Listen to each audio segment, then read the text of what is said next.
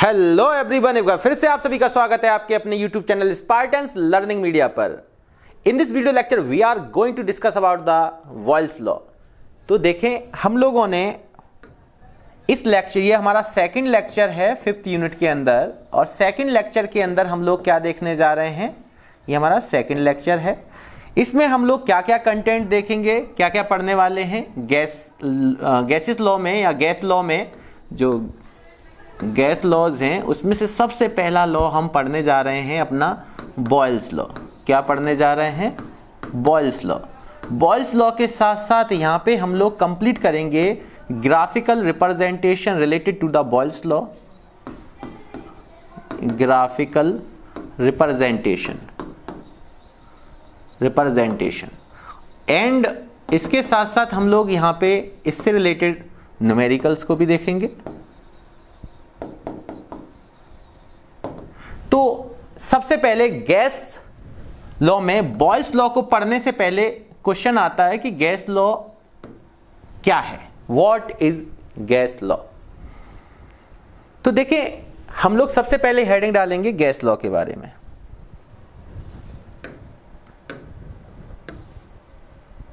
Gas law में सबसे पहले हम लोग हेडिंग डालेंगे गैस लॉ के बारे में।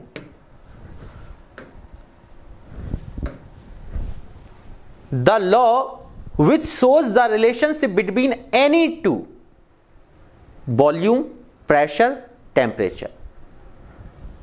क्या बताया मैंने? The law which shows relation between any two। अब वो any two कौन कौन से हो सकते हैं? Pressure volume, pressure temperature, volume temperature. That time third one is keeping constant as well as the amount of gas is also constant। क्या मतलब है यहां पे? पहले गैस लॉ का मतलब बताया मैंने, the laws which shows relation between any two. अब वो टू कौन से होते हैं? प्रेशर, वॉल्यूम और टेम्परेचर में से किन्हीं दो के बीच में क्या बताया जाएगा? रिलेशन। और जिन किन्हीं, अब तीन में से किन्हीं दो के बीच में अगर रिलेशन आप बताओगे तो थर्ड उस समय क्या होना चाहिए अपने पास? कांस्टेंट। और इसके साथ साथ अमाउंट ऑफ गैस भी यहां पे क्या लेके चलेंगे? कांस्टेंट। ठीक है ना? And keeping third one is constant as well as amount of gas is also constant.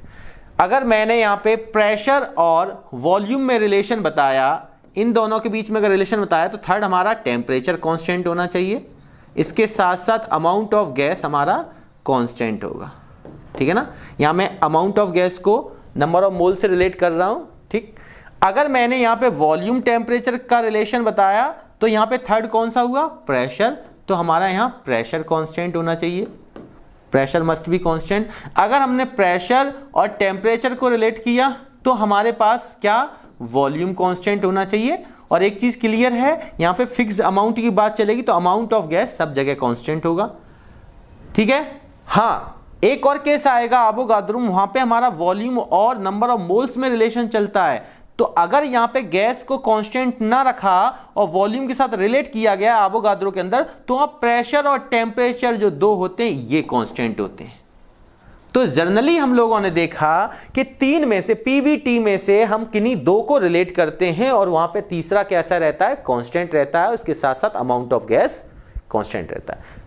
ठीक है? तो गैस लॉ में हम लोगों को बताना है the laws which follows या which shows the relationship between any two pressure, temperature or volume and keeping third one is constant as well as amount of gas is also constant। तो आप देख सकते हैं यहाँ पे, और फिर स्क्रीनशॉट लेके मैं आगे बढ़ता हूँ बॉयल्स लॉ के। तो अभी अपने को यहाँ पे बॉयल्स लॉ के बारे में स्टडी करना है, चार्ल्स लॉ भी पढ़ना है, प्रेशर टेम्परेचर लॉ जिसको गेली-स्टोक्स लॉ भी बोलते हैं, अवोगाद्रो लॉ भी पढ़ना है। बट पहले आज हम लोग क्या करेंगे? कंप्लीट करेंगे बॉयल्स लॉ को। तो एक बार स्क्रीनशॉट ले लें आप लोग, फिर हम लोग आगे बढ़ते हैं। मैं आपको बता दूं, काफी इंटरेस्टेड होने वाला है इसमें। एकेडमिक भी कंप्लीट होगा और आपका कॉम्पिटिटिव भी कंप्लीट होगा। Got it? तो सबसे पहले आपके सामने है बॉयल्स लॉ। बॉयल्स लॉ की एक छोटी सी बात मैं बता दूं कि इसको बॉयल्स लॉ, बॉयल्स एक साइंटिस्ट का नाम है। ठीक है ना? तो पूरा नाम था रॉबर्ट बॉयल। दिस लॉ, मतलब Boyle's law is given by the Robert Boyle in 1662। आपको क्या ध्यान रखना है? ये किसके द्वारा दिया गया? रॉबर्ट बॉयल द्वारा। रॉबर्ट रॉबर्ट बॉयल कब दिया गया? इन 1660। ध्यान रखिए। अब इन्होंने क्या कहा था कि at constant temperature, eight constant temperature, अब टेम्परेचर अगर कांस्टेंट है तो बच्चे कौन दो? Given amount of the gas तो होगा ही होगा। इसका मतलब प्रेशर और वॉल्यूम को इन्होंने रिलेट किया था और क्या बताया था? At constant temperature the pressure of the given amount of the gas is inversely proportional to the volume. At constant temperature, the pressure of the given amount of the gas is inversely proportional to the volume. That is, यहां पे हम लोग क्या ध्यान रखेंगे? That is, T कैसा? Constant temperature है, constant, और constant temperature पे जो pressure of the given amount of the gas, इसका मतलब amount कैसा है? ये भी fixed है, तो fixed amount of the gas या बोलेंगे pressure of the gas is inversely proportional to the volume of the gas. ये देखिए, थोड़ा सा ध्यान रख लीजिए, अगर मैंने ए और बी को ऐसे करके दिखाया तो ये डायरेक्टली प्रोपोर्शनल का साइन है, ये अपना इनवर्सली प्रोपोर्शनल हुआ। और इसको हम लोग दो तरीके से बोलते हैं। देखो, प्रोपोर्शनल दोनों साइन बोल सकते हैं हम लोग, चाहे वो डायरेक्टली हो चाहे वो इनवर्सली हो। बट यहां ध्यान रखिए कि यहां पे तो हम केवल बोलेंगे A directly proportional to the B, यहां पे बोल सकते हैं A inversely proportional to the B, और इसको और क्या बोल सकते हैं? A directly proportional to the 1/b। ठीक है, तो यहां पे हमारे पास जो प्रेशर ऑफ द गैस है वो इनवर्सली प्रोपोर्शनल किसके है? Volume of the gas. अब यहां पे देखिए कि प्रेशर, जब प्रोपोर्शनलिटी साइन आप हटाएंगे तो कांस्टेंट आएगा, जिसको इन्होंने लिया k इंटू 1/b। तो यहां पे हमारे पास k क्या हुआ? प्रोपोर्शनलिटी कांस्टेंट, प्रोपोर्शनैलिटी, ठीक है ना, कांस्टेंट, या इसको आप बॉयल कांस्टेंट के नाम से भी जान सकते हैं क्योंकि बॉयल ने बताया था इस लॉ के अंदर। अब जिस लॉ के अंदर आप कांस्टेंट लेंगे उसी के पर्टिकुलर, या तो आप बोल दो प्रोपोर्शनैलिटी कांस्टेंट, या पर्टिकुलर साइंटिस्ट के नाम से भी बोल सकते हैं, बॉयल्स कांस्टेंट, चार्ल्स कांस्टेंट, जिस भी लॉ में आप यूज करेंगे। तो यहां पे अगर आप देखेंगे तो P वॉल्यूम को हम अगर लेफ्ट साइड ले जाएंगे तो P इंटू वी किसके इक्वल आया? K, और ये क्या है हमारे पास? कांस्टेंट। ठीक है, तो यहां से हम लोग एक नई डेफिनेशन को भी बोल सकते हैं। क्या कह सकते हैं? हेंस, यहां से हम बोल सकते हैं हेंस क्या? At constant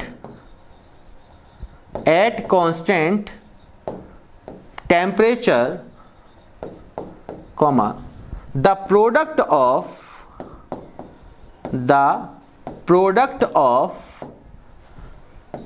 pressure of given amount of the gas, pressure of given amount of gas and volume is always remain constant, is always remain constant। ध्यान रखिए, क्या मैंने क्या बोला? प्रोडक्ट किसका है? प्रेशर और वॉल्यूम का मल्टीपल, प्रोडक्ट का मतलब मल्टीपल, इनका मल्टीपल। अब ये प्रेशर या वॉल्यूम किसका होगा? गिवन अमाउंट ऑफ गैस का होगा। उन दोनों का जो प्रोडक्ट होगा, जो मल्टीपल होगा, वो हमेशा कैसा होगा? कांस्टेंट टेम्परेचर पर कैसा होगा? कांस्टेंट होगा। तो यहां से हमने दो तरीके से बॉयल्स लॉ को देखा। पहले तो हम बोल सकते हैं कि Boyle's law is given by the Robert Boyle in 1662। According to this law, at constant temperature the pressure of the given amount of the gas is inversely proportional to the volume, that is P inversely proportional to the V, that is P equal K into 1/V, PV equal K. Hence, at constant temperature, the product of the pressure of the given amount of the gas and the volume is always remain constant. इस चीज को आप ध्यान रखिएगा, screenshot ले सकते हैं। फिर मैं आगे की ओर बढ़ता हूं। चलिए इसमें देखते हैं हम लोग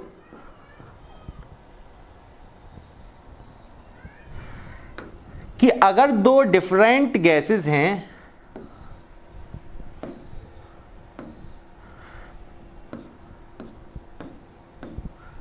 यहां पे हमने एक गैस लिया A, ठीक है, लिक्विड नहीं है, ये गैसेस हैं, ठीक है ना, और एक गैस है हमारे पास B, ये दो गैस हैं। और ए और बी में हम लोग दो कंटेनर में अलग अलग मैंने लिया। यहां मान लिया इस गैस का प्रेशर आपके पास P1 है और इसका वॉल्यूम V1 है, और इस गैस का प्रेशर आपका P2 है और गिवन वॉल्यूम V2 है। तो हम कैसे रिलेट करेंगे? फॉर टू डिफरेंट गैसेस लिख सकते हैं, फॉर टू डिफर गैस या गैसेस। तो इस गैस के लिए according to the Boyle's law हम लोग क्या लगाएंगे? According to the Boyle's law हम लोग बोल सकते हैं P1 and V1, P1 into V1 equal constant, क्योंकि इसका प्रेशर वॉल्यूम P1 V1 है। यहां पे क्या बोल सकते हैं? Similarly P2 into V2 equal constant. ये भी क्या है? Product of the pressure and volume of the gas is always remain constant. इस फर्स्ट इक्वेशन और इस सेकंड इक्वेशन से हम लोग कंपैरिजन करके एक रिलेशन बता सकते हैं। So from equation first and second, अगर RHS इक्वल है तो LHS भी इक्वल होगा। P1 V1 equal P2 V2। तो ये हमारा रिलेशन है फॉर टू डिफरेंट गैसेस। ठीक है, आपस में हम प्रेशर वॉल्यूम को रिलेट कर सकते हैं। ऐसी कंडीशन में किसी गिवन टेम्परेचर, मतलब कि किसी भी कांस्टेंट टेम्परेचर पे अगर आपको प्रेशर वॉल्यूम पता है फर्स्ट गैस का, और सेकंड गैस में क्या प्रेशर या वॉल्यूम में से कोई एक चीज पता है, तो आप जो चीज नहीं पता है या जो चीज मिसिंग है उसको हम लोग यहां से फाइंड आउट कर सकते हैं। तो ये सिंपल सा लॉजिक है, इसमें कुछ ऐसा नहीं है। अगर आप घरेलू एग्जांपल्स को अप्लाई करना चाहेंगे बॉयल्स लॉ में, तो आप लोग क्या करते हैं, बाइक वगैरह में क्या करते हैं, एयर फिल करवाते हैं। वो सभी किसके एग्जाम्पल हैं? बाइक हो, बाईसाइकिल हो, मतलब साइकिल, तो उसमें जो आप एयर फिल करवाते हैं वो किसका एग्जाम्पल है? बॉयल्स लॉ के अंदर आता है। ठीक है ना, बलून में आप एयर फिल करते हैं eight constant temperature, Boyle's law.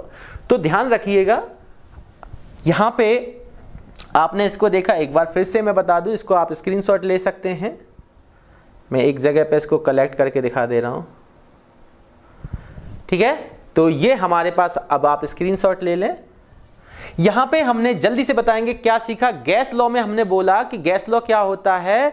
The laws which shows the relation between any of the two, that is pressure, volume और temperature, keeping third one is constant and also the given amount of gas is also constant. यहां पे हमने Boyle's law को पढ़ा।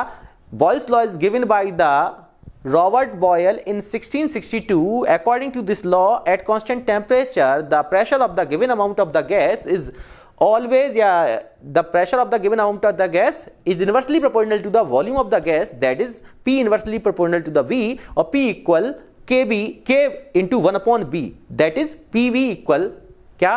K। यहां से हम नई डेफिनेशन भी बोल सकते हैं बॉयल्स लॉ की, क्या कि at constant temperature the product का मतलब multiple product of the pressure of the given amount of the gas and the volume is always remain constant for two different condition P1 V1 equal P2 V2। अब यहां पे और सारी चीजें भी आती हैं, वो समझते हैं हम लोग क्या कि ग्राफिकल रिप्रेजेंटेशन। देखो भाई, अगर मैं बॉयल्स लॉ को सीधा सीधा मैं ग्राफिकल रिप्रेजेंटेशन दिखाऊं वो भी सीख सकते हो आप, बट मैं पहले ये सोच के चल रहा हूं कभी आप ग्राफ के मामले में जीरो हैं, तो इसका मतलब हमें थोड़ा सा मैथ में जो हाई स्कूल स्टैंडर्ड पे हम लोग पढ़ के आए उसको थोड़ा सा रिवाइज कर लेते हैं। Graphical representation most of them आपका स्ट्रेट लाइन पे आएगा, ठीक है, या रेक्टेंगुलर हाइपरबोला वाला आता है।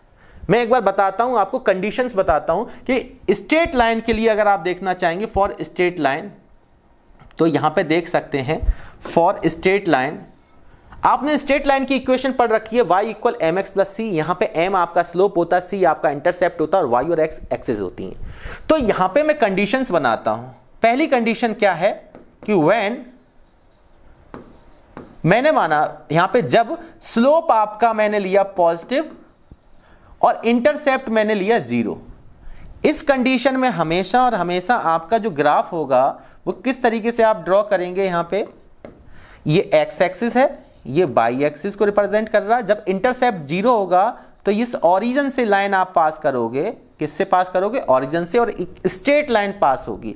ये यहां पे स्लोप आपको पॉजिटिव दिख रहा है बट इंटरसेप्ट यहां पे 0 है। 0 का मतलब आप कहां से पास कराओगे इसको? ओरिजिन से। अगर मैं सेकंड केस बनाता हूं यहां पे कि when slope is positive and intercept is also positive, इस केस में y equal M X plus C straight line के लिए जो कर्व ड्रॉ आप करेंगे वो किस तरीके से करेंगे वो भी देख लेते हैं। ये x एक्सिस, ये y एक्सिस। जब इंटरसेप्ट आपका पॉजिटिव है तो सिंपल सी चीज है, जब इंटरसेप्ट पॉजिटिव है आपका और स्लोप भी पॉजिटिव है, स्लोप पॉजिटिव का मतलब अपवर्ड डायरेक्शन में जाएगा। कैसे? Upward direction. अपवर्ड डायरेक्शन का मतलब है कुछ इस तरीके से, यहां पे मैंने यहां पे डॉटेड क्यों लिया, क्योंकि हमें फिक्स्ड नहीं है यही पॉइंट। यहां पे हम लोग बाई एक्सिस पे जो भी लेंगे प्रेशर या वॉल्यूम, तो यहां पे हमें वो चीज फिक्स्ड जब तक नहीं होगी तब तक हम डॉटेड से रिप्रेजेंट करेंगे। अब ये अपवर्ड डायरेक्शन में हम दिखा रहे हैं तो यहां पे इसका मतलब है स्लोप पॉजिटिव है। जब डाउनवर्ड डायरेक्शन में दिखाएंगे तो स्लोप नेगेटिव है। स्लोप आप लोग बचपन में पढ़े हैं हाई स्कूल में, m equal tan theta, and calculus की लैंग्वेज में इसको dy ओवर dx भी बोलते हैं। एंड अगर दो पॉइंट दिए हैं तो इसको हम y2 minus y1 upon x2 minus x1 करके भी निकालते थे। चीजें आपको पता होंगी, कोऑर्डिनेट ज्योमेट्री वगैरह पढ़ी है, ट्रिग्नोमेट्री पढ़ी है, स्लोप आपने हाई स्कूल तक पढ़ रखा होगा। तो यहां पे हमें ये सब जो देखना नहीं है फिलहाल। जब अब इंटरसेप्ट कौन सा पॉजिटिव है, ये वाला पोर्शन जो ओरिजिन से इस पॉइंट तक का, ये हमारा c पॉजिटिव है, ये इंटरसेप्ट है। तो दो कंडीशन आपने जानी, जब स्लोप पॉजिटिव हो इंटरसेप्ट जीरो हो, जब स्लोप पॉजिटिव हो इंटरसेप्ट भी पॉजिटिव हो। अब कौन कौन सी कंडीशन और बन सकती हैं देखेंगे हम लोग नेक्स्ट पेज पर। आप इसको स्क्रीनशॉट ले सकते हैं जल्दी से। चलिए यहां पे देखेंगे थर्ड कंडीशन।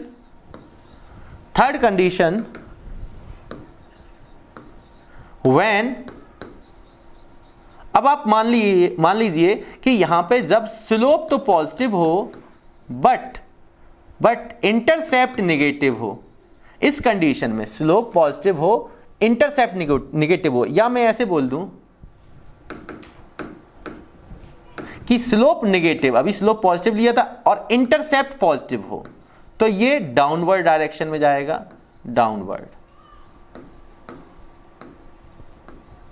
डाउनवर्ड डायरेक्शन में कैसे शो करेंगे, इसलिए मैं बता रहा हूं कि आपको जब मैं ग्राफ सिखाऊंगा तो आपको वहां प्रॉब्लम नहीं होनी चाहिए। y एक्सिस है, ये x एक्सिस है, यहां पे हमारे पास क्या है, स्लोप नेगेटिव है, तो डाउनवर्ड इस तरीके से ले जाएंगे हम लोग, इस तरीके से। और यहां पे ये इंटरसेप्ट आपकी पॉजिटिव है और स्लोप आपका यहां नेगेटिव है। तो उस कंडीशन में हम लोग ग्राफ को इस तरीके से शो करेंगे। कई सारे ग्राफिकल रिप्रेजेंटेशन आप देखेंगे बहुत सारी जगह पे, और ये यूज होने वाले हैं, इसलिए मैं आपको बेसिक बता दे रहा हूं। अगर मैं बात करूं यहां पे फोर्थ कंडीशन की कि व्हेन, स्ट्रेट लाइन की में ही चल रहे हैं हम लोग, व्हेन स्लोप तो मैं रखूं कैसा, पॉजिटिव, अब इंटरसेप्ट में कर दूं नेगेटिव। यहां पे इंटरसेप्ट पॉजिटिव था, स्लोप नेगेटिव था। अगर स्लोप पॉजिटिव है तो सीधी सी बात है अपवर्ड डायरेक्शन में जाएगा, बट इंटरसेप्ट आपके पास कैसा है, नेगेटिव है। तो इसका मतलब अपवर्ड डायरेक्शन में कैसे जाएगा वो समझते हैं इस तरीके से।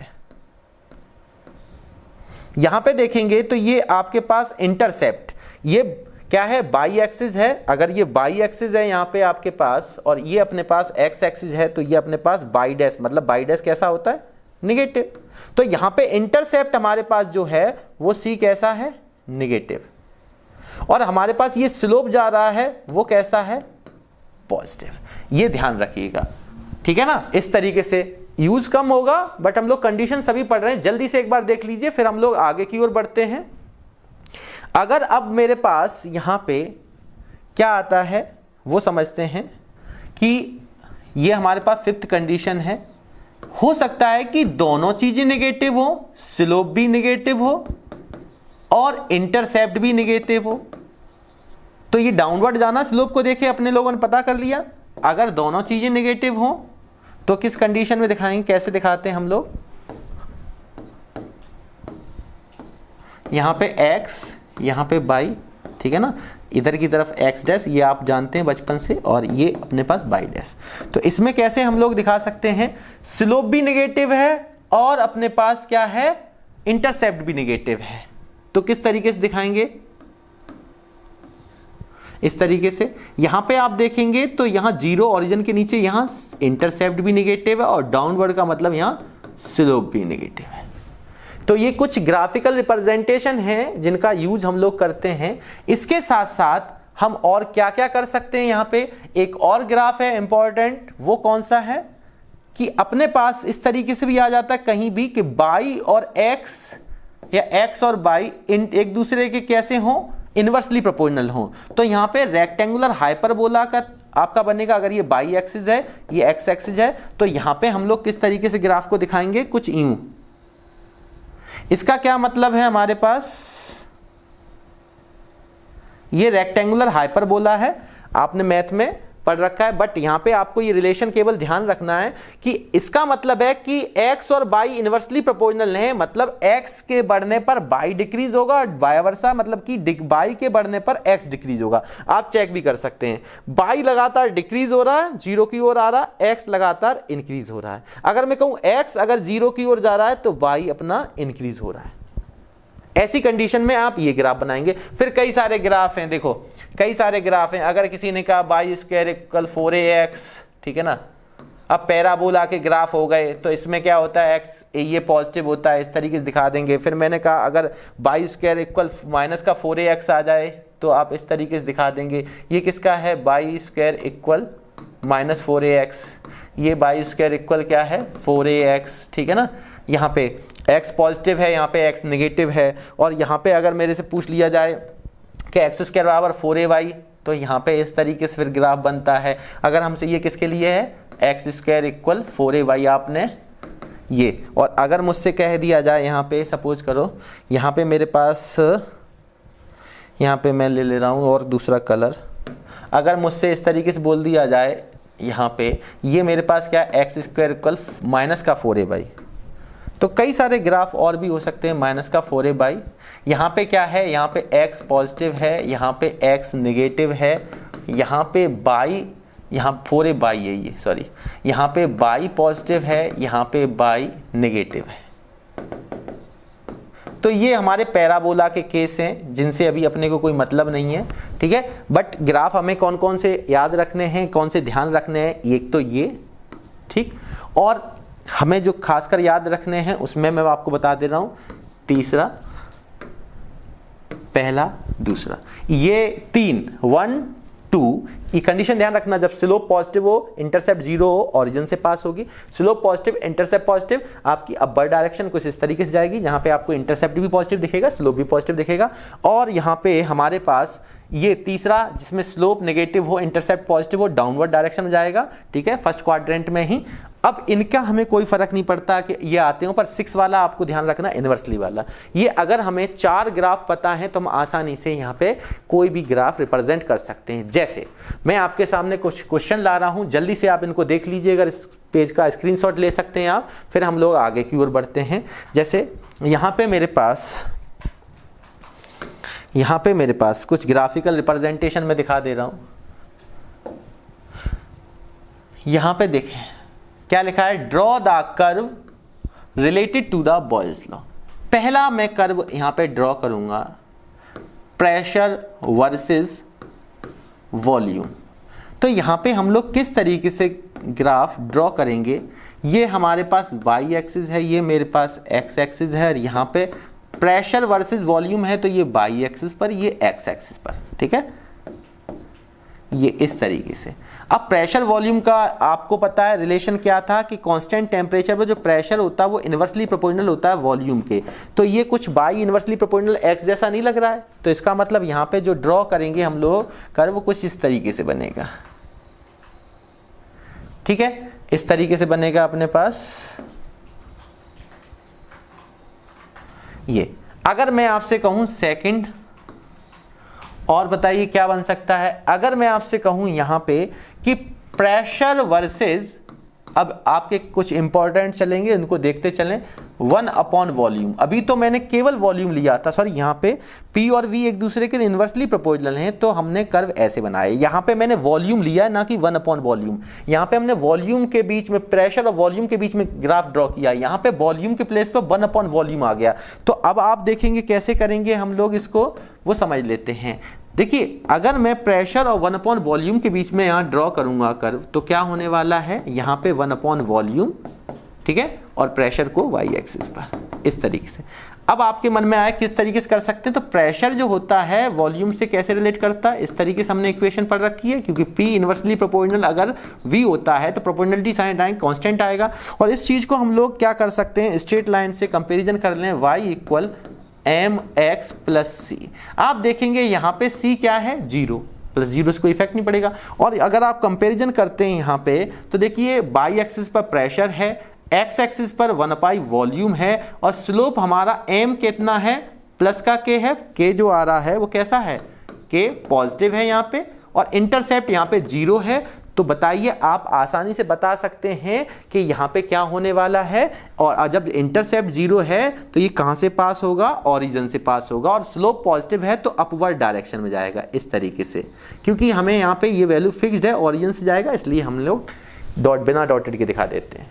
यहाँ पे क्या है, ये शो कर रहा है कि यहाँ स्लोप कैसा है, पॉजिटिव, और इंटरसेप्ट जब 0 होता है तो ओरिजिन से पास होके जाता है, ठीक है ना, यहाँ ओरिजिन का मतलब 0 से। ये आप कर लीजिए। फिर हमारे मन में आता है कि भाई हम लोग क्या करते हैं यहाँ पे, अगर आप पहले इसका स्क्रीनशॉट ले लें फिर हम लोग आगे बढ़ते हैं। चलिए मैं एक और कराता हूं प्यारा सा, यहाँ पे मैं तीसरा है ये मेरे पास, थर्ड में हम लोग ले लेते हैं log p versus log v। अब log p versus log v आया, चलिए देखते हैं log p versus log v को। ये x एक्सिस, y एक्सिस, यहाँ पे अपने को log p रखना है, यहाँ पे अपने लोगों को log v रखना है। अब log p versus log v आया, जबकि हमने रिलेशन पढ़ा है p inversely proportional to the v। तो क्या करना है देखते हैं करके। अगर आप देखेंगे तो यहाँ पे क्या रिलेशन हमें ध्यान है, p इक्वल क्या, k अपॉन v, या मैं ऐसे बोल सकता हूं p equal k into 1/v। अगर मैं करूं यहां से log लेना चाहूं तो मैं क्या करूंगा यहां से बताइए, log taking log on both side, log p equal log k upon v। तो इसका मतलब यहां पे आ जाएगा, मैं इसको थोड़ा सा इधर स्लाइड कर दे रहा हूं, log p, और यहां पे आप देखेंगे log m अपॉन n। आपको पता है log m अपॉन n क्या आता है, log m minus log n, simple. और प्रोडक्ट में क्या आता है आपको पता है, ये 3 सिंपल सा log m इंटू n क्या होता है हमारे पास, log m plus log n। और अगर मेरे पास कहीं पे log m की पावर n आ जाए तो क्या होता है, n log m। कई सारे log में रूल्स हैं पर हम लोग इसको ध्यान रखेंगे। और log में ध्यान रखना, कहीं पे ln का अगर मैं लिखता हूं तो इसका मतलब होता है नेचुरल लॉगरिथम है, इसका मतलब होता है log बेस e। और हमेशा वैल्यू जो टेबल में दी होती है log में, वो log बेस 10 में दी होती है, जिसमें log बेस e से log बेस 10 में अगर कन्वर्ट करना, अगर कहीं पे log बेस 10 ना लिख के मैं केवल log भी लिख दूं, इसका मतलब log बेस 10 ही लेके चलेंगे आप। कॉमन log, इसको हम लोग बोलते हैं कॉमन log, ठीक है। और log बेस e को हम लोग बोलते हैं natural log। log base e से log बेस 10 में कन्वर्ट करने के लिए 2.303 का हमेशा मल्टीप्लाई आप कर देते हैं। जैसे मेरे पास कहीं लिखा है ln2, तो इसका हम ln2 को कैसे लिखेंगे, log 2, और log 2 नेचुरल log से कॉमन log में बनाने के लिए ये बेस 10 हो गया, ठीक है। कॉमन log में कन्वर्ट करने के लिए हमें क्या करना पड़ेगा, 2.303 का मल्टीप्लाई करना पड़ेगा।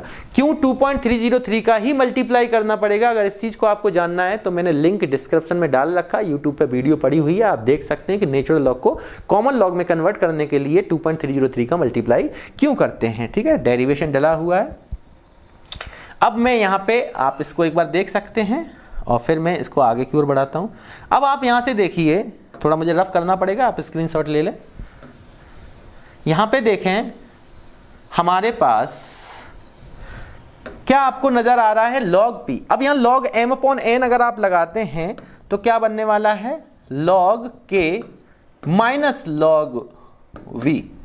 अब इसकी कंपैरिजन करते हैं आप स्ट्रेट लाइन से, तो y इक्वल बाई एक्सिस पर क्या है लॉग पी, तो इसको बाई पर रखना। अब लॉग वी की ओर चलते हैं, ये हमारे पास एक्स एक्सिस पर आना चाहिए और एक्स के साथ हमेशा स्लोप होता है प्लस सी। अब आप माइनस ना लगाएं, आपको तो y equal M X plus C ही पता है, ठीक है। तो हम उस तरीके से लिखते हैं कि x के अपॉन में आपको कंपैरिजन करने में आसानी हो जाए स्ट्रेट लाइन से। तो आप यहां पे देखेंगे x एक्सिस पर अपने पास log v आया और log p अपने पास बाई एक्सिस पर आया। तो कंपैरिजन करिए, यहां पे इंटरसेप्ट के प्लेस पर क्या लिखा है, इंटरसेप्ट कितना है log के, और यहां पे अगर स्लोप आप देखेंगे तो यहां प्लस m, यहां पे माइनस का 1, तो यहां पे माइनस का 1 ये अपने पास आया। स्लोप कैसा है, नेगेटिव है। अगर स्लोप नेगेटिव है तो डाउनवर्ड डायरेक्शन में जाएगा अपने पास ग्राफ, तो देखें डाउनवर्ड डायरेक्शन में कैसे जाएगा। और इंटरसेप्ट आपके पास कैसा है, जो भी आया वो लॉग के, मतलब ये पॉजिटिव है। तो कंडीशन कौन सी है, जब स्लोप नेगेटिव हो इंटरसेप्ट पॉजिटिव हो। तो इस तरीके से आप ड्रॉ करते थे। यहां पे ये अपने पास इंटरसेप्ट है सी, जो इसकी वैल्यू कितनी है लॉग के, और यहां पे जो स्लोप है वो कितना है अपने पास 1 है, और वो भी कैसा है माइनस का है, ठीक है। यहां पे ध्यान रखिए। अब मैं यहां से अगर एंगल की बात करूं तो आप मुझे बताइए ये एंगल कितना होगा, थीटा। अगर स्लोप -1 है तो इसका मतलब क्या हुआ, -1 का मतलब tan थीटा आपके पास -1, और tan में -1 किसकी वैल्यू होती है, अगर मैथ थोड़ा सा आता है तो 135 की होती। चेक कर लेते हैं एक बार, अगर आपने 10th में पढ़ रखा है 135, तो वहां पे हम लोग क्या किया करते थे, दो तरीके होते हैं। बड़ी क्लास में आप 11th में tan a प्लस बी लगाते होंगे, tan a प्लस का tan b अपॉन में 1 minus tan a tan b। But यहाँ पे आप कैसे करते थे छोटी क्लास में, आप देख लेते हैं tan 90 प्लस 40, इस तरीके से भी चेक करते थे यहाँ पे। और tan 90 प्लस थीटा किस में जा रहा है, सेकंड क्वाड्रेंट में, क्योंकि पहले में 0 से 90, सेकंड में 90 to 180, तो सेकंड क्वाड्रेंट में कौन पॉजिटिव होता है, आपने जाना था Agra Shugabad transport company, Agra Shugabad transport company. यहां पे हमारे पास साइन और कॉसेक पॉजिटिव होते हैं, इसका मतलब tan होगा नेगेटिव। फिर 90 वाला कन्वर्ट होता है, यस tan किस में होता है कॉट में, यहाँ कॉट 45, कॉट 45 वैल्यू 1, यस -1 किसका आता है 135 का, तो tan थीटा -1 अगर किसकी वैल्यू आती है tan में, आपको अगर मैं बताऊं यहां से, तो हम इसको लिख सकते हैं -1 वैल्यू है tan 135 की, 135, और ये m tan थीटा के इक्वल होता है। यहां से ये -1 tan 135 लिख सकते हैं इसको यहां पे, तो थीटा यहां पे कितना आया 135 डिग्री। ऐसे करके कंपटीशन में पूछ लेता है आपसे, तो यहां पे जो एंगल होगा ये 135 डिग्री का होगा। बट इतना हमें बताना नहीं, हमें स्लोप से मतलब था यार। देखो बाद बाकी बारीकियां निकालोगे, कई सारी चीजें निकल के आएंगी, बट आपके लिए इतना एसेंस काफी है, इनफ, ठीक है। अब यहां पे आप देखेंगे, यहां पे हमने डाउनवर्ड डायरेक्शन बताया। अब हो सकता है कोई बंदा यहां पे आपसे एक और चीज कह दे, क्या कि भाई log p, एक बार आप स्क्रीनशॉट ले सकते हैं अगर इस बंदे ने नहीं ले पाया, log p और log v में कर्व कैसा है। अब देखो कोई फंसाना चाहेगा आपको तो क्या करेगा भाई, देखो ग्राफ जो हैं उसमें छोटे छोटे से लॉजिक लगते हैं। तो देखें, अगर आपको थोड़ा सा कोई घुमाना चाहे कि भाई, वो आपसे पूछ सकता है, जैसे देखिए मैं थोड़ा सा और इंटरेस्टेड बनाता हूं, ये कौन सा ग्राफ नंबर है, 4th चलेगा हमारे पास। सपोज करो हमारे पास 4th है। अब वो पता क्या कह देगा, कोई भी क्वेश्चन जो पूछेगा वो कहेगा भैया log p versus log v में आपने ग्राफ ड्रॉ करके दिखाया। आप कहेंगे जी हाँ करके दिखाया। तो आप अब हमें log p, क्योंकि आपने क्या क्या किया, पहले आपने p वर्सेस b किया, आप कहेंगे बिल्कुल किया। फिर वो कहेगा आपने p वर्सेस 1/b किया, आप कहेंगे बिल्कुल किया। वो कहेगा फिर आपने इसमें log लगाया, किसमें, यहां पे आप log भी लगा चुके हैं, log p versus log v कर चुके, आप कहेंगे हाँ किया। तो वो कहेगा भैया इसमें भी log लगा लो, इसमें log लगेगा, दिमाग में log ना लग जाए। देखो कैसे, अगर आपके पास यहां भी log लगा तो log p versus log 1/b बना, इसका वो पूछ लेगा, किसका, log p versus log 1/b। अब देखो इसका इंटरेस्टेड क्यों है वो मैं बताता हूं आपको, देख लें किस तरीके से आप करेंगे। चलिए देखते हैं, मतलब मेरे पास यहां पे देखेंगे तो क्या आने वाला है, यहां पे मेरे पास log p है। सब लोग ध्यान से समझें, इंटरेस्टेड है टिक लगाने को आ जाएगा। अब यहां पे केवल p और वर्सेस 1/b था तो हमें आसानी से पता चल गया, पर मैंने log लगा दिया। log अभी किस में देखा था, log p versus log b, अब मैंने log 1/b कर दिया। तो इसका कैसे देखेंगे, ये x एक्सिस ये y एक्सिस, थोड़ा सा इंटरेस्टेड बना लेते हैं।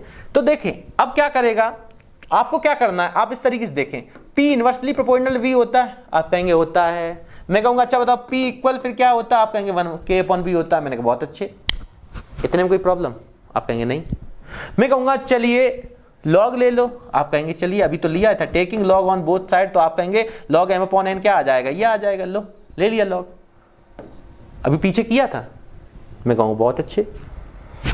क्या बनाना साहब, क्या बनाना है, log 1/b बना लेते हैं, log p। अब यहां पे अगर देखेंगे ये log k बोले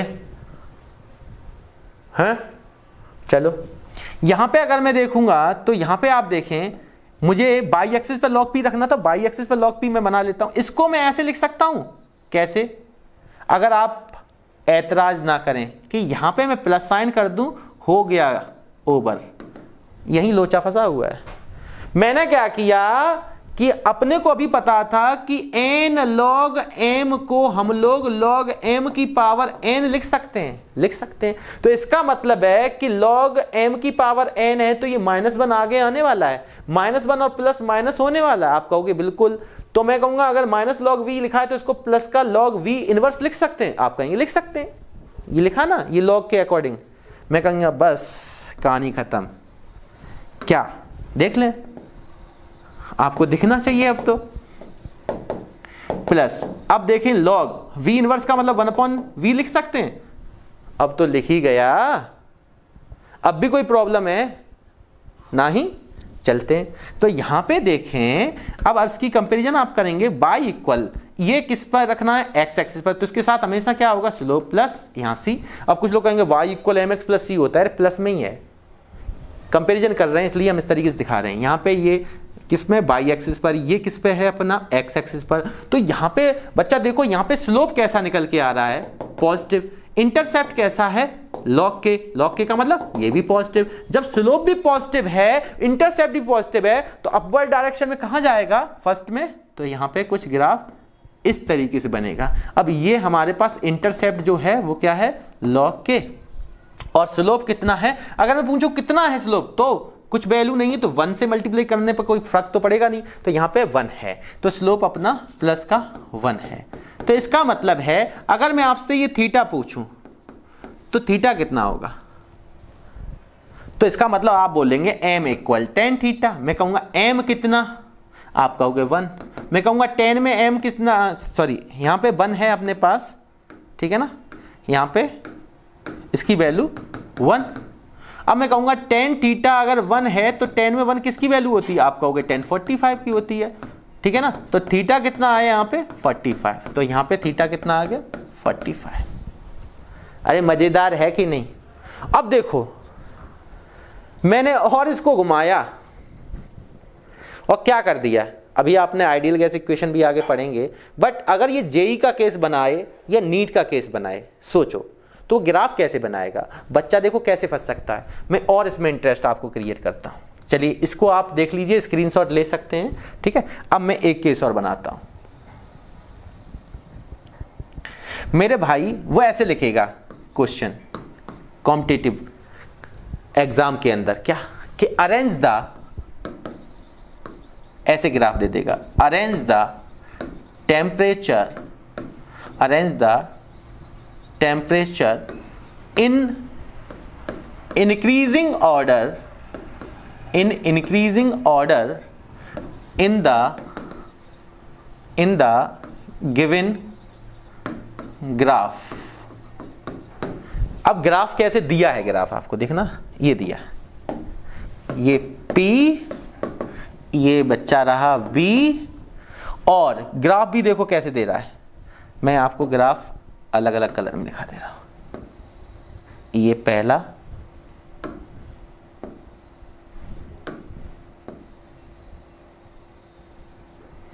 ये दूसरा, अलग कलर ले लेते हैं, यहां सेकंड, यहां पे उसने एक और ले लिया थर्ड। ये मेरे पास 3 ग्राफ हैं, मैं मान लिया ये 3 गैसेज। अब पता है यहां पे एक नॉर्मल बच्चा पता है क्वेश्चन कर, ये टेम्परेचर है, ये मैं टेम्परेचर ले रहा हूं, देखना मैंने इनको T1 T2 T3 टेम्परेचर लिखा, ये T1 ये T2 ये T3 टेम्परेचर। अब जो ज्यादा दिमाग लगाते हैं ना वो पता क्या सोचेंगे, वो पता क्या कहेंगे, सर P और B में आप बॉयल्स लॉ में बोलते थे इनवर्सली प्रोपोर्शनल है। मैं कहूंगा हाँ। तो सर यहां टेम्परेचर तो कांस्टेंट लेते थे ना आप। मैं कहूंगा हाँ भाई हाँ। तो सर ये अलग अलग टेम्परेचर कैसे ले लिए, टेम्परेचर को इंक्रीजिंग ऑर्डर में करना है, टेम्परेचर तो कांस्टेंट होता है। मैं कहूंगा रुक जाओ प्यारे, सोचो, ये मेरे पास तीनों अलग गैसेस हैं, तो ए गैस के लिए T1 टेम्परेचर कांस्टेंट है, B इस गैस के लिए T2 कांस्टेंट है और C गैस के लिए T3 कांस्टेंट है। अच्छा, तीनों डिफरेंट गैसेस हैं। मैं कहूंगा हाँ।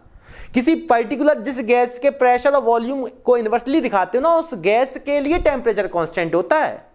तो मैंने गैसेस अगर अलग अलग ले ली, डिफरेंट गैसेस ले ली, तो तीनों का अपना अपना एक टेम्परेचर लिया। वो टेम्परेचर C गैस के लिए T3 कांस्टेंट है, B गैस के लिए T2 कांस्टेंट, A गैस के लिए T1 कांस्टेंट है। अब मैं अलग अलग गैसों के टेम्परेचर के बीच में रिलेशन पूछ रहा हूं इंक्रीजिंग ऑर्डर में। अच्छा, ऐसा भी कुछ हो सकता है? मैंने कहा बिल्कुल हो सकता है। तो देखें यहां पे, अभी आप एक आइडियल गैस इक्वेशन भी पढ़ेंगे, इसलिए मैं आपको ये चीजें आगे और भी कराऊंगा। आइडियल गैस इक्वेशन जहां पे जो क्या होता है, अभी आप केवल इतना समझ के चलें, PV बराबर NIT होता है। कैसे आता है? जब बॉयल्स लॉ, चार्ल्स लॉ और एवोगाड्रो लॉ के कॉम्बिनेशन को हम लोग लगाते हैं। ध्यान रखना, आप पढ़ते रहते हैं, P inversely proportional to the V, है ना, और V directly proportional to the T और V inversely directly proportional to the N। यहाँ से अगर आप देखेंगे तो ऊपर वाले को हम इनको कंपेरिजन करते हैं, या इसको V inversely proportional to the P लिख लेते हैं, और यहाँ से LHS अगर इक्वल है तो V डायरेक्टली प्रोपोर्शनल NT है, और यहाँ पे P इनवर्सली है तो V इक्वल अपने पास क्या आ जाता है, गैस कॉन्स्टेंट आप R लेके चलते हो और NT P आ जाता है। तो यहां से आप लोग क्या बना लेते हो, PV इक्वल NIT। ये अभी मैं आगे पढ़ाऊंगा, आपको डिटेल में पढ़ाने वाला हूं, बट मैं इसको आइडियल गैस इक्वेशन को लेके चलता हूं। अब यहां पे आइडियल गैस इक्वेशन को, सॉरी, यहां पे देखो आइडियल गैस इक्वेशन को मैं लेके चलूंगा अभी। तो इस आइडियल गैस इक्वेशन की थोड़ी सी हमें हेल्प लेनी है ऐसे ग्राफ्स में, चाहे वो बॉयल्स के लिए पूछा जाए। अब चार्ल्स के लिए पूछेगा तो V और T में बनाएगा, और यहां प्रेशर के और प्रेशर का इंक्रीजिंग ऑर्डर पूछेगा। तो ऐसे केस में हम लोग क्या करते हैं, देखो ऐसे केस में दो कंडीशन होती हैं इसको सॉल्व करने की। ये देखें, ये मान लेते हैं कि इस पॉइंट पे ये वॉल्यूम, ठीक है ना, इस पॉइंट पे ये वॉल्यूम हमारा कांस्टेंट है। तो यहां पे मैं वॉल्यूम को कांस्टेंट मान के चल रहा हूं। क्या मान के चल रहा हूं?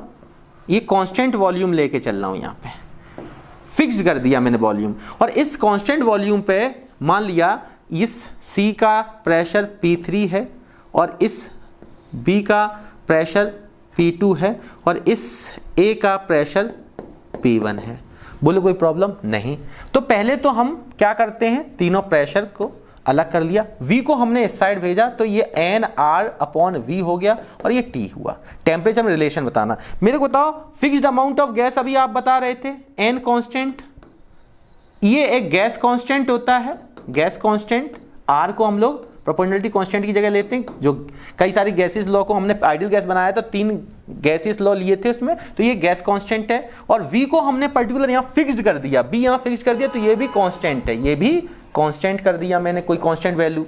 तो अगर वॉल्यूम को कांस्टेंट करने के दौरान ही आप इसका अरेंजमेंट बता सकते हैं, या प्रेशर को कांस्टेंट कर लो, दो कंडीशन बन सकती हैं। तो सर जैसे गैस कांस्टेंट तो जानते हो ना, 8.314 joule kelvin inverse mole inverse, या 0.0821 litre atmosphere kelvin inverse mole inverse होता है। अब मेरे भाई ये तीनों कांस्टेंट है, इसका मतलब है यहाँ को एक कांस्टेंट K डैश मान लो, तो P equal K dash into T आ जाएगा। कुछ समय इस तरीके से सोचना अपने को। तो कांस्टेंट हटाते प्रोपोर्शनलिटी साइन आता है, इसका मतलब जो रिलेशन प्रेशर का होगा वही डायरेक्टली प्रोपोर्शनल टेम्परेचर के निकल रहा है। तो आप देखें कि इस डायरेक्शन में P3 greater than P2 greater than P1 है, पर हमें निकालना किसका, टेम्परेचर का। तो इस कंडीशन में जब वॉल्यूम कांस्टेंट कर लिया तो इसका मतलब pressure directly proportional to the temperature है, तो प्रेशर P3 का टेम्परेचर कौन सा है, T3। तो यहां पे T3 ज्यादा होगा T2 से, ज्यादा होगा T1 से। तो ये हमारा टेम्परेचर का इंक्रीजिंग ऑर्डर में दिखाना है, तो इंक्रीजिंग ऑर्डर, ये मेरा डिक्रीजिंग ऑर्डर है, ये मेरा डिक्रीजिंग ऑर्डर है। अगर इंक्रीजिंग ऑर्डर में दिखाना तो इसको हम दिखा सकते हैं पहले सबसे कम, फिर उससे ज्यादा, फिर उससे ज्यादा। अब इस तरीके से ऑप्शन दिया होगा, आप मैच करेंगे तो आपका ये ऑर्डर आ जाएगा। है सर? हाँ। अब जरूरी नहीं है आप इस कंडीशन से करें, मैं हो सकता है इसको प्रेशर को कांस्टेंट मान लेता। मान लो मैं इसी तरीके से इसमें प्रेशर को कांस्टेंट मानता, तो देखें अगर इसी ग्राफ में आप देखेंगे, अगर मैं प्रेशर को कांस्टेंट मानता, कोई भी एक लाइन में ऐसे ड्रॉ कर दे रहा हूं प्रेशर को कांस्टेंट करने के लिए इस लाइन पे। अब यहां पे अगर प्रेशर कांस्टेंट है तो इस पे इसका मतलब इसका अपना एक वॉल्यूम होता है, इसका अपना एक वॉल्यूम होता है, इसका अपना एक वॉल्यूम होता है, जिसको V1 V2 V3 लेके चलते। तो उस कंडीशन में आप क्या करते, प्रेशर को इधर भेज देते, वॉल्यूम को इधर रखते, प्रेशर को यहां भेजते, और प्रेशर कांस्टेंट होता तो यहाँ वॉल्यूम और टेम्परेचर डायरेक्टली प्रोपोर्शनल होते हैं, जिसका वॉल्यूम ज्यादा उसका टेम्परेचर ज्यादा, तो इधर से इधर जाने पर V3 ज्यादा तो इसका मतलब T3 ज्यादा। तो दोनों कंडीशन से निकाल सकते हैं, ठीक है ना, दोनों मेथड से हम लोग निकाल सकते हैं इसको।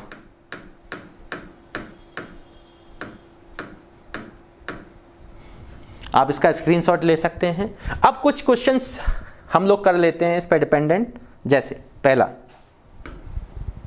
कह रहा है what will be the pressure required to reduce 600। देखिए इस तरीके क्वेश्चन बहुत सिंपल हैं जिनको आप कर सकते हैं यहाँ पे सॉल्व। कैसे आप करेंगे, गिवन दैट क्या दिया हुआ है, देखें ज्यादा टिपिकल नहीं है। What will be the pressure required, pressure पूछा है required to reduce 600 ml। ml किसकी यूनिट होती है, वॉल्यूम की। मैंने कहा था ना, अगर एक बार देखो यूनिट का बहुत बड़ा खेल है, मैं इसमें जल्दी से आपको रिवीजन करा देता हूं। मैं अगर वॉल्यूम की बात करूं तो कौन कौन सी यूनिट हमेशा आपको ध्यान रखनी है। देखिए एक तो लीटर, 1 लीटर में कितने ml, 1000 ml। कितने अपने पास सेंटीमीटर क्यूब, 1000 सेंटीमीटर क्यूब। कितने डेसीमीटर क्यूब, 1 डेसीमीटर क्यूब। खास 10⁻³ मीटर क्यूब हैं। हाँ, मैं कहता हूं चलो प्रेशर की यूनिट भी बता देते हैं। यूनिट अगर प्रेशर की बात आती है, यूनिट तो कई सारी यूनिट हैं। जैसे ऐसा यूनिट क्या होती है, आप कहोगे न्यूटन पर मीटर स्क्वायर, न्यूटन पर मीटर स्क्वायर बोल दो, या आप कहोगे पास्कल। मैं कहूंगा अच्छा आप MKS में बताएंगे तो न्यूटन का क्या होता है, किलोग्राम मीटर पर सेकंड स्क्वायर। और आप देखेंगे अपॉन में मीटर स्क्वायर, मीटर से मीटर कैंसिल हो जाएगा, तो यहां पर बन जाएगी kilogram metre inverse second minus. आप देखेंगे ना, तो यहां पर क्या बन सकता है आपके पास, अगर आप देखेंगे इसकी क्या हो जाएगी, फोर्स F m × A, तो किलोग्राम मीटर पर सेकंड स्क्वायर हो जाएगी। यहां से अपॉन में मीटर स्क्वायर से आप सेकंड मीटर पर सेकंड स्क्वायर ये आ जाएगा अपने पास, मीटर स्क्वायर से डिवाइड करने। तो प्रेशर की यूनिट आप कैसे देखते हैं, आपको पता है P = F/A, force exerted by the gas on per unit area of the wall of the container. तो यहां पे आप कई सारी यूनिट, सर ये यूनिट तो हमें पता है बेटा, आप देखें अगर आपको देखना है तो यहां पे क्या करेंगे, हो सकता है टोर में दे दे, हो सकता है ATM में दे दे, हो सकता है mm मिलीमीटर में दे दे, हो सकता है मिलीमीटर को भी थोड़ा सा इस तरीके से लिख दे, millimetre of Hg, millimetre of Hg में ना देके सेंटीमीटर ऑफ Hg दे दे। अच्छा हाँ, हो सकता है पास्कल में ना देके किलो पास्कल में कर दे, हो सकता है किलो पास्कल में भी ना करके और आपको वो हो सकता है बार में दे दे। तो ये सभी किसकी यूनिट है, प्रेशर की हैं। एक बार जल्दी से मैं बता दूं, सर यूनिट से क्या, हमें तो इनकी यूनिट में फिर दिक्कत आने वाली। मैं कहूंगा नहीं, देखें अगर आप इनको देखना चाहें बहुत सिंपल है। ये वॉल्यूम का आप देख सकते हैं, अगर प्रेशर का भी आपको ध्यान रखना, क्योंकि प्रेशर वॉल्यूम का ही खेल चल रहा है, टेम्परेचर तो कांस्टेंट है। तो मेरे भाई आपको कैसे, बस 1 ATM में ध्यान रखो, 1 ATM में कितने mm ऑफ Hg होते, 760 mm ऑफ Hg। मैं कहूंगा अच्छा, सेंटीमीटर बदलते मिली सेंटी डेसीमीटर, देखा हेक्टो किलोमीटर आपने बचपन में पढ़ रखा है, तो 10 से डिवाइड कर दीजिए, तो ये सेंटीमीटर ऑफ Hg होता है। आप कहोगे अच्छा, मैं कहूंगा हाँ मिलीमीटर ऑफ Hg एक टोर के इक्वल होता है, तो 760 टोर भी लिख सकते हैं। क्या मतलब 1 टोर इक्वल 1 mm ऑफ Hg। आप कहेंगे अच्छा, मैं कहूंगा हाँ। आप कहेंगे फिर, मैं कहूंगा चलो इसको हम लोग लिखते हैं न्यूटन पर मीटर स्क्वायर, कैसे, पास्कल में, मतलब क्या होती है 101325। आप कहेंगे ये क्या है, मैं कहूंगा न्यूटन पर मीटर स्क्वायर, मतलब 101325 मतलब पास्कल। मैं कहूंगा अच्छा, इसको ऐसे भी दिखा देते कुछ लोग साइंटिफिक नोटेशन में 1.01325 10⁵। ये भी मैंने केवल क्या कर दिया, पॉइंट लगा दिया, 10⁵ बढ़ा दिया। आप कहोगे अच्छा, मैं कहूंगा हाँ 1.01325 इंटू 10⁵ अलग कर लो, 10⁵ पास्कल को हम लोग किलो पास्कल लिख दे रहे। आप कहोगे अच्छा, मैं कहूंगा हाँ इसी चीज को हम लोग बार भी लिख देते, 1.01325 और 10⁵ पास्कल की जगह हम लोग बार यूज कर लेते हैं। अब किसी में भी दे दे, एटमॉस्फेयर में आप कन्वर्ट कर लो। कोई कहता है कि 760 टोर है आपके पास, या आपके पास कहता है कितना भी कोई टोर दे दे। अब एक टोर में दिया, एक एटमॉस्फेयर में दिया, तो अगर एटमॉस्फेयर और टोर का रिलेशन पता है तो आप वन टोर में आप एटमॉस्फेयर भी निकाल सकते हैं। मतलब प्रेशर आपको ये यूनिट्स आनी चाहिए, बहुत तरीके वाली। अब इन सब का प्रूव होता है कि सी लेवल पे जो प्रेशर लिया जाता है वो 1034 होता है, उस तरीके से यहाँ पे प्रूव आता है। अगर आप देखना चाहेंगे some basic concept of chemistry के एक्सरसाइज के अंदर, जो एनसीईआरटी के एक्सरसाइज, उसमें 30 नंबर क्वेश्चन को चेक करिए, वहां से आपकी यही वैल्यू निकलती है। एनसीईआरटी बहुत इंपॉर्टेंट, सबसे ज्यादा बेहतर बुक मानी जाती है इनिशियल स्टेज पर। अगर वो खत्म कर लो तो बेसिक्स आपके बेहतर हो जाएंगे। चलिए मैं यहां पे क्वेश्चन की बात करता हूं, हमें यहां पे क्वेश्चन देखने हैं, तो देखते हैं क्वेश्चन को। हम लोग क्वेश्चन देख लेते हैं। क्या दिया है, रिड्यूस इतने ml वॉल्यूम को, ml है तो वॉल्यूम, इतने ml वॉल्यूम को रिड्यूस करना है इस प्रेशर के थ्रू और इतने ml में। तो मतलब पहला हमें क्या दिया है, आपको पास ml में दिया है, तो मतलब वॉल्यूम V1 कितना दिया है 600 ml, रिड्यूस करके किस में लाना है, तो ऐसा नहीं कि इसमें लाना है, ml ही देखो 500 ml, ये V2 हो गया। प्रेशर कितना पहला P1 750 mm, ठीक है। अब वो प्रेशर पूछ रहा है दूसरा, तो ये भी mm में ही आएगा।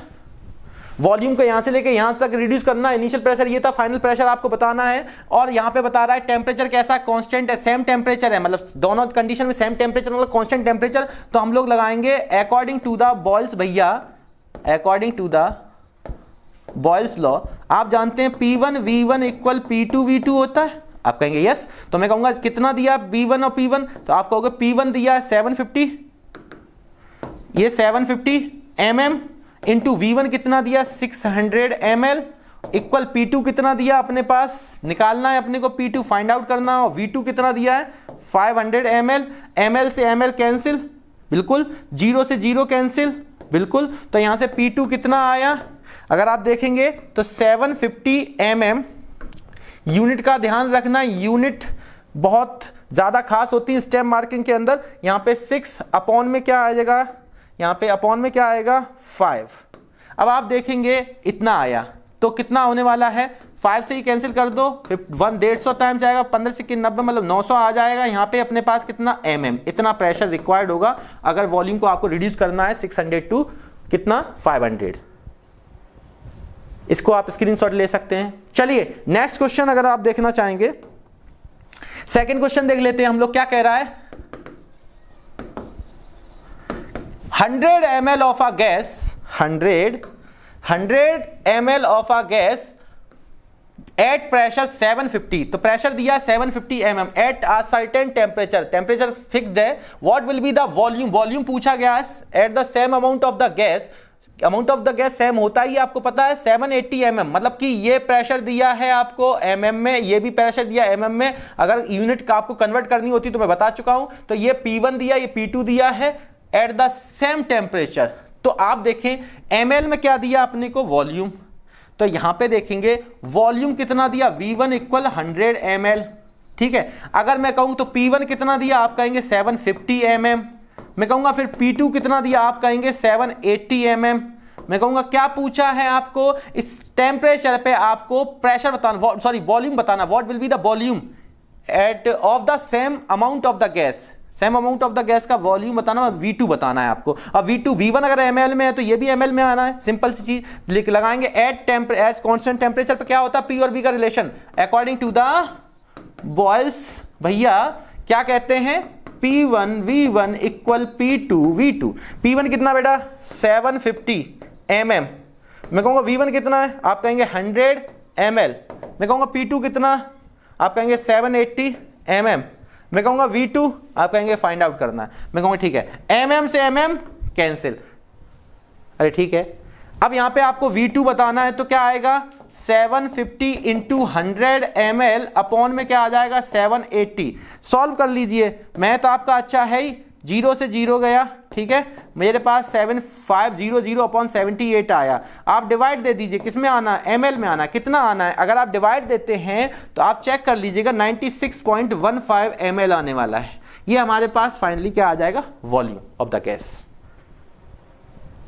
आया, स्क्रीनशॉट ले सकते हैं आप। तो आज हम लोगों ने देखा गैसेस लॉ में बॉयल्स लॉ के बारे में। एक बार जल्दी से क्विक रिवीजन करते हैं। बॉयल्स लॉ में अपने को क्या ध्यान रखना है कि पहले तो गैस लॉ क्या होता है आपको ध्यान रखना है, the laws which shows the relation between any two pressure, temperature, volume. Here keeping third one is constant and the as well as the amount of gas is also constant. Boyle's law के according this law is given by the Robert Boyle in 1662. According to this law, at constant temperature, the pressure of the given amount of the gas is inversely proportional to the volume, that is P inversely proportional to the V, or PV equal K. Here, at constant temperature, the product of the pressure of the given amount of the gas and the volume is always remain constant for two different condition, P1 V1 equal P2 V2. Graphical representation भी हम लोगों ने देखे हैं, basic graphical representation भी देखे हैं, और बॉयल्स लॉ के अकॉर्डिंग बॉयल्स लॉ से रिलेटेड ग्राफिकल रिप्रेजेंटेशन देखे, कॉम्पिटिटिव ग्राफिकल रिप्रेजेंटेशन देखे और न्यूमेरिकल्स को देखा। उम्मीद करते हैं अगर आपको ये चीज़ सब बेहतर लग रही हैं तो आप प्लीज़ लाइक शेयर सब्सक्राइब करते रहिए, और फिर मिलते हैं नेक्स्ट वीडियो में नए टॉपिक के साथ। तब तक के लिए स्वस्थ मन से घर पर पढ़ें। जय हिंद, जय भारत, थैंक यू।